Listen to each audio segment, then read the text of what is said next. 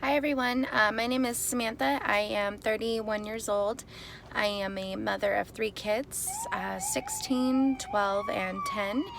And I am going to be getting the gastric sleeve here in the next 5 days. And so I was hoping to, start some videos to kind of go with my journey. I follow a lot of people on YouTube already with their story and their journeys, and just kind of wanted to, start and see if I can get any advice or some tips and anything like that. So like I mentioned, I'm gonna be getting the gastric sleeve here on Thursday, which is about 5 days away. I currently weigh about 255. My biggest that I've ever been was about 320 pounds, and that was a good 5 or 6 years ago. I had actually lost about 100 pounds on my own, just like working out, more water, no fast food, and I felt great. But I noticed as like my life kind of changes, so does my eating habits, and that positivity and like the things that push you kind of just went away, and my eating went back to my old habits. And so eventually I've gained about 50 pounds of that back. Now here I am 6 years later in my 30s. So it's not as easy, which is no excuse, to get the weight off like I used to. And so I looked into weight loss surgery. So I've been on the liquid protein diet now for over a week. I've lost maybe 8 pounds. I would expect more, but I'm happy with the 8. And so a little bit backstory. I think even being a child, I knew like I probably had a problem with food. I didn't grow up in like the best household, but I was always driven to food. I remember being 7, 8 years old, and when my parents would fall asleep, I would go and like sneak like a big bowl of ice cream, and like just the feeling it gave me that I wasn't alone, or that comfort. And I think I took food with me wherever I went. And so I eat when I'm depressed, when I'm happy, even when I'm fine, I'll still eat. When I'm bored, anything. And growing up with raising kids, there's birthday parties, there's holidays, there's everything revolves around food, and I constantly think about food. And even when I'm sleeping, I feel like I dream about food. And I definitely can say that I have an addiction to food. And I grew up with a mom who was an alcoholic.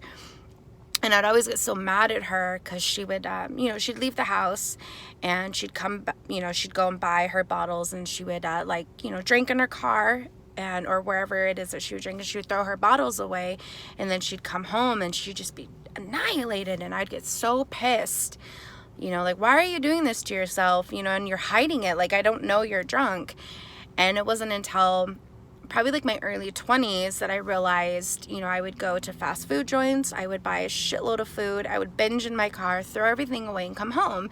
And it was like, if no one knew, that I just consumed 5,000 calories, I don't know if that was accurate, but no one knew. But my weight just kept going and going and going. And then being a single mom at a very, very, very young age, I